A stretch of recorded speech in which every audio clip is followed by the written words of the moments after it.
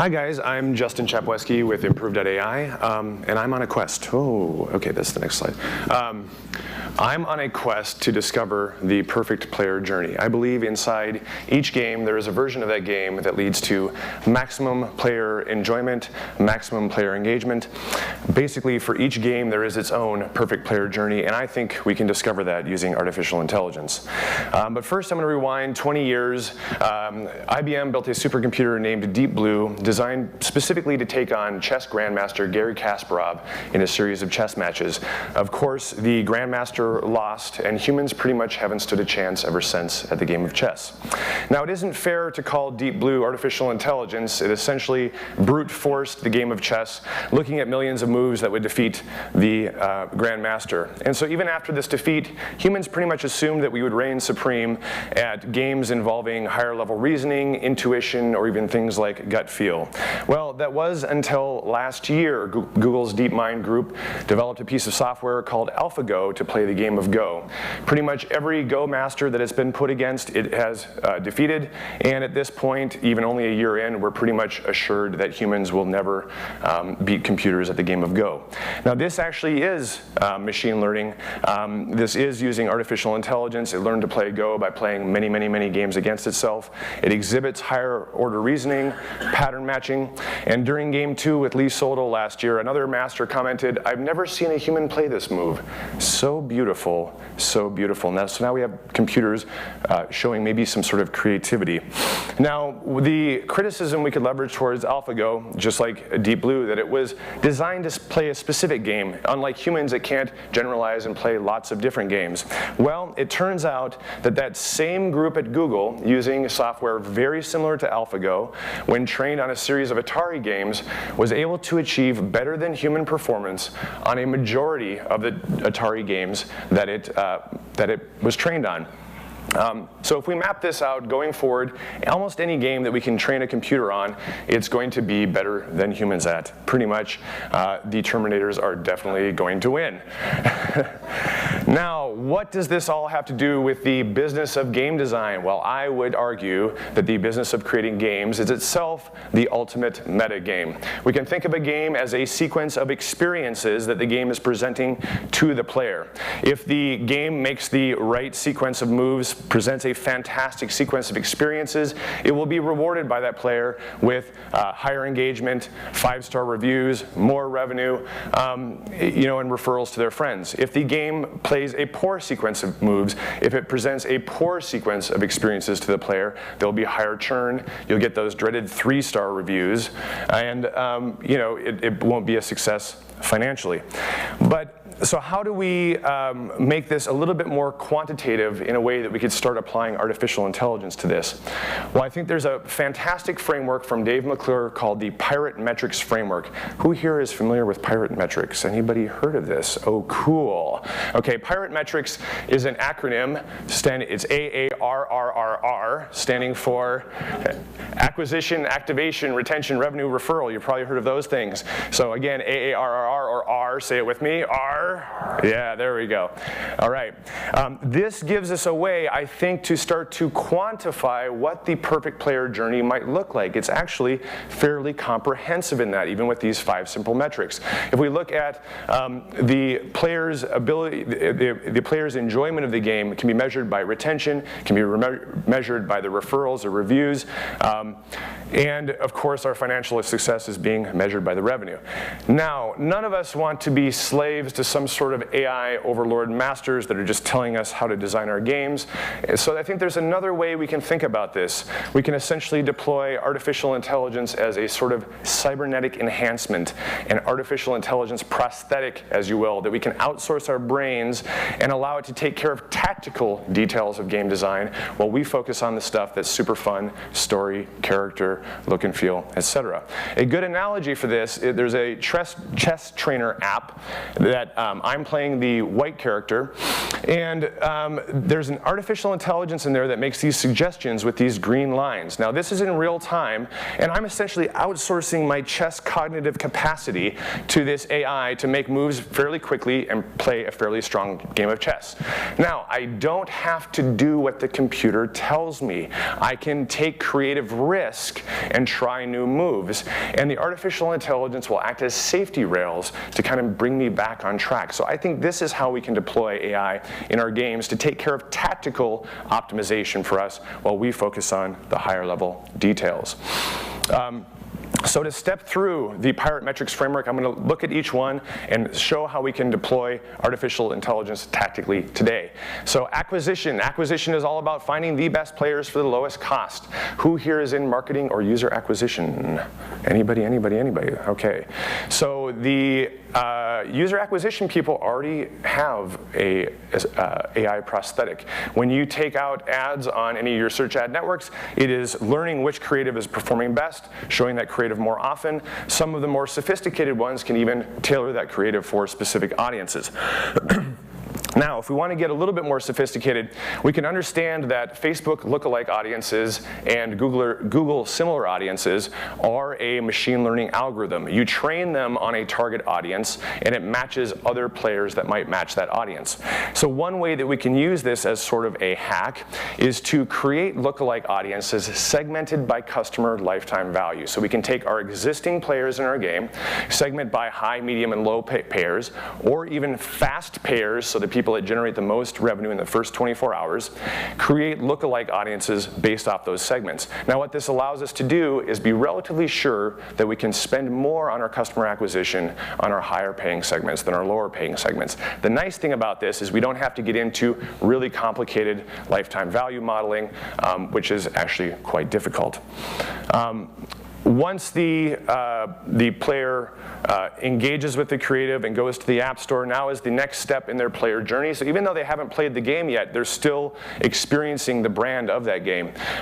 There's an opportunity to use machine learning here in optimizing the App Store presence. There's two companies, StoreMaven and SplitMetrics, can both do optimizing your App Store images, etc. And again, they use machine learning algorithms to do this. So again, we don't have to be machine learning experts. We can outsource that part of our brain to these companies. Next step in the Pirate Metrics framework, activation. Activation is all about delivering that aha moment to more players. So getting them into the game, realizing how the game works. The first thing I would say here is, again, we're looking for the perfect player journey, the perfect sequence of moves. So almost nothing in the first hour, first day, first week of that player journey should be truly random, all right? It might look random, but we can use machine learning to start to find a sequence of experiences that's going to really get those players engaged. A good example of this would be in like a match 3 game where there's a bunch of different levels the person is engaging with. We can use machine learning to figure out which order of levels leads people to maximum retention through that activation phase. So basically using AI to script that player journey. Retention. This is all about keeping more players coming back. This is really the core of your game. And artificial intelligence is going to be less important than your core story, your core game mechanics, etc. But this core part of your game is also going to be where you're taking the creative risk and trying to find those exceptional experiences that really keep players coming back. You're really looking for that unicorn content that people love to engage with. And I think this is where that analogy of that chess trainer comes in. You can take a lot of creative risk and then use artificial intelligence as sort of safety rails to get you back on track. So if you create a stinker of a level, AI can recognize that and get rid of that, all right? And I think it really frees up the creative process so we can have higher creative velocity and take more risk. If we get tactical on retention, many games have daily retention bonuses, so you have all these different items, all these different numbers. There is no reason that human beings should spend a moment thinking about this kind of stuff. Let the computers figure these kinds of things out so we can focus on the core creative work.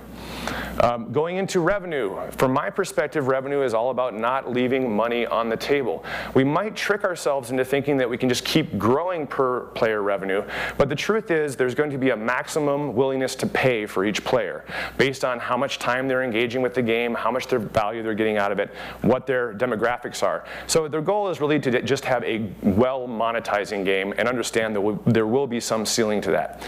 So things like basic price optimization. You can even get into dynamic pricing. If you don't like dynamic pricing, you can get into dynamic discounts, dynamic incentives for your incentivized ads, dynamic ad timing. Anything that is involved in monetization, there's probably a way to personalize that for the audience that's coming in. In Angry Birds 2, there's a great example of this. You have this bonus pop-up, and so there's different items that are being offered for different quantities. There's a timer on how long this offer is available. There's a price.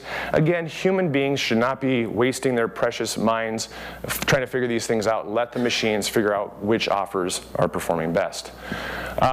Last R, referral. Get more people to refer more people. This one, unfortunately, is actually pretty difficult to quantify.